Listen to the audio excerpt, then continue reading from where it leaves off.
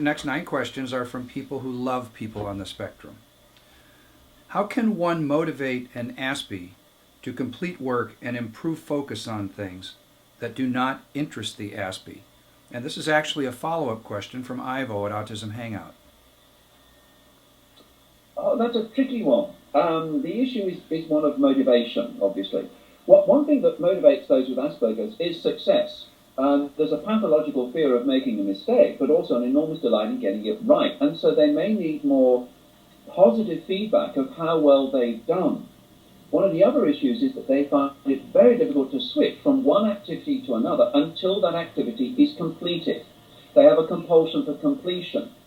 And so this can be another issue. Also, they may look at the outcome from their personal perspective rather than the priority of other people. So there are many components here.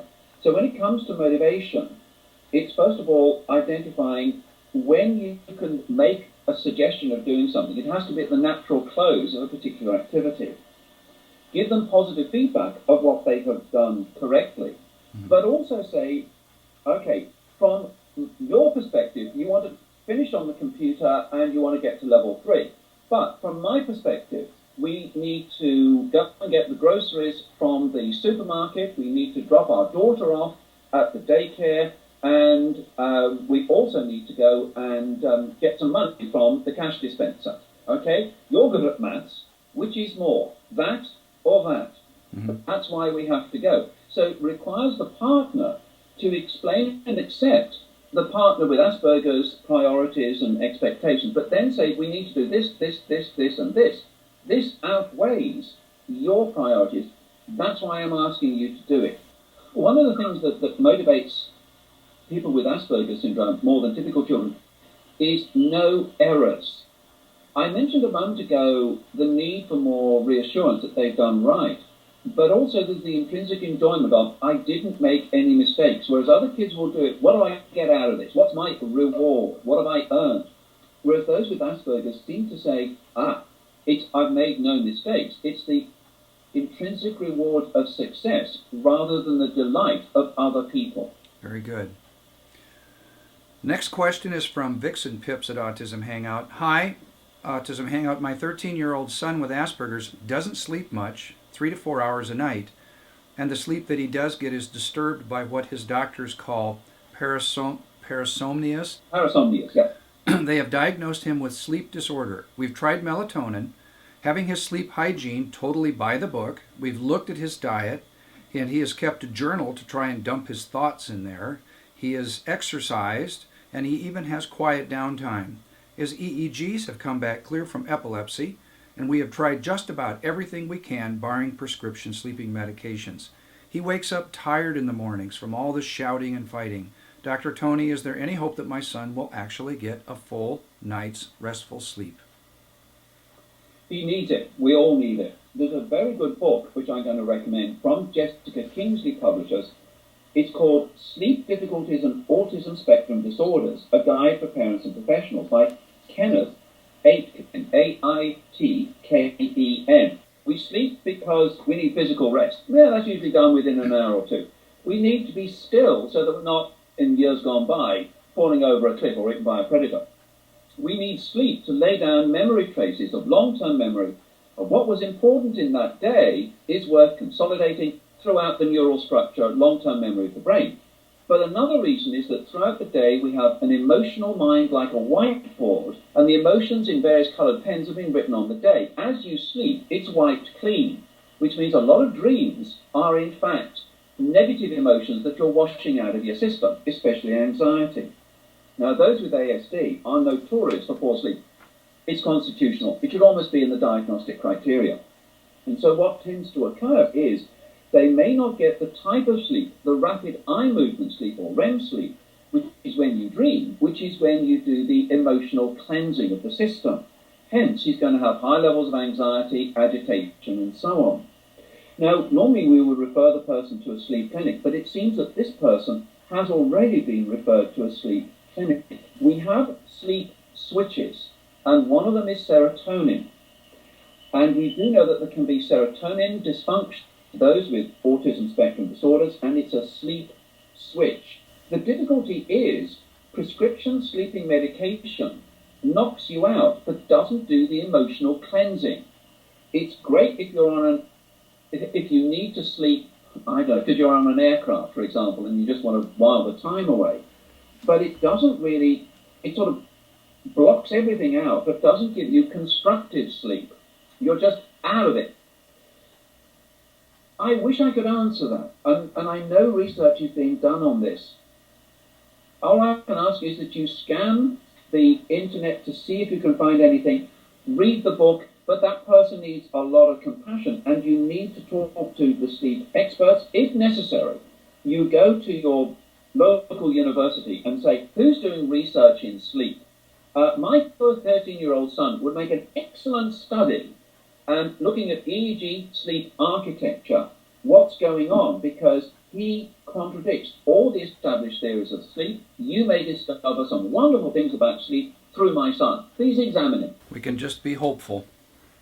Yeah, I'm afraid so. Now that our Asperger's son is in a group home, he rarely comes out of his room, even to eat. Where he likes being social on occasion, he stays in his room now.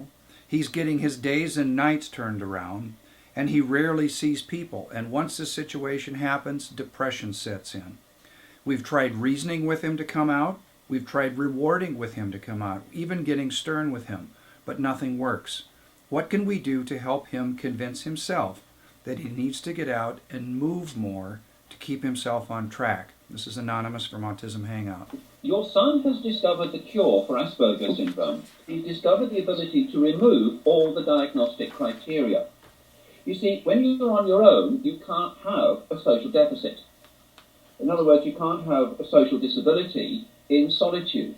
Also, you don't have to worry about communication skills because you don't communicate with anybody and you can do what you want to do, probably computer, without anybody stopping you. Right. So as far as he's concerned, he's cured. He doesn't have to relate to others who torment him and tease him and overwhelm him. He's king of his castle, and home is his castle, and the top of the tower is his bedroom. He has no reason to go out, and if he goes out at night into the house, then there's hardly anybody around, get his food and go back in. Mm-hmm.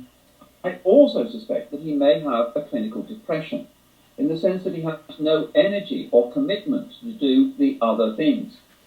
And he's probably remembering the bullying and the teasing, all those sorts of things, that he's safe in that environment. So first of all, I think you need to talk to psychologists and psychiatrists about the possibility of a clinical depression and the possibility of medication and cognitive behavior therapy. But getting him out of his room is not going to be easy. It's really looking at small steps with a reason to go out of his room. In other words, he needs something for his computer or whatever it is. And so there's a purpose to get out. It's sort of desensitization, gradually recognizing that outdoor life is not as traumatic as it may have been in the past, and we're now going to support you in greater ways. Now, the trouble is, if something is not done, this could be decades where his self-care skills, etc., deteriorate. Another one that we can just be hopeful. Yeah. Dr. Tony, in crisis situations, is the actual diagnosis of autism crucial to agree on? If hospital staff are disbelieving of ASD, should a patient insist? Would keeping copies of diagnoses and other descriptive reports handy for new professionals be appropriate if there is disbelief? And what can be explained afterwards to the child about the authority figures who insist that autistics don't care what other thinks? If you are upset and emotional, that proves no autism.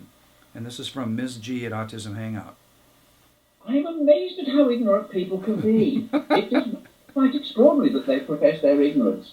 And I'm sorry, you have to feel sorry for them, really, in their ignorance. Now, what you might do is, if this is a child, or an adult, create a brochure that is an A4 piece of paper folded into a simple pattern of how autism affects me and how it affects you. But this is created by the parents, the person with autism, if they can contribute, and a clinician with their contact number, with all their professional qualifications afterwards. In other words, this is legitimate. Mm-hmm. And really it's a question of handing to those people this little brochure and saying, this is what you need to know in the hospital setting. It may affect my perception of pain, that I may not report pain in particular ways. I have intense emotions, and that is a part of ASD. I have difficulty with eye contact. That's not that I'm rude or I am embarrassed or guilty. It's just that I find eye contact difficult to cope with. You have to be very careful what you say, because metaphor, sarcasm, and idioms are confusing to me. You need to explain in advance what's going to happen to me, otherwise surprises are going to be very upsetting. I'm not going to respond in the conventional way. So it's what the medical staff, that is both doctors and nurses at the hospital, need to know, but it's signed by somebody who's given credibility. Otherwise it's viewed as neurotic, overprotective parents. We know what ASD is because we attended a 1-hour lecture in our medical training 20 years ago. Mm-hmm. You know, if there's a vendor listening to this at Autism Hangout, it sounds like a beautiful opportunity to create some sort of a small book or a pamphlet that people could actually write in their particular idiosyncrasies as it relates to autism. So if they're in a professional situation, they could present this to the doctor and all this information could be covered. I hope we have somebody that can come up with this product. I'd like to endorse that, because it also needs to include the sensory sensitivity, the bright lights that are in hospital, the aromas, those sorts of things. How hell it can be for such individuals, where you're being touched in ways that you would not normally allow anybody to touch you, because touch is a very sensitive issue. Mm-hmm. So it needs to be a clear document with authentic information and authority confirming it. Mm-hmm. Next question. I help run a social group for adults on the spectrum with an age range of 18 to 26. My goal is to help everyone get the most out of our time together. We have a variety of participants. However, I'm greatly concerned about those with limited ability to verbalize their thoughts. Recently, a completely nonverbal participant joined us. I have a difficult time knowing what he wants and needs, and I don't want to seem condescending.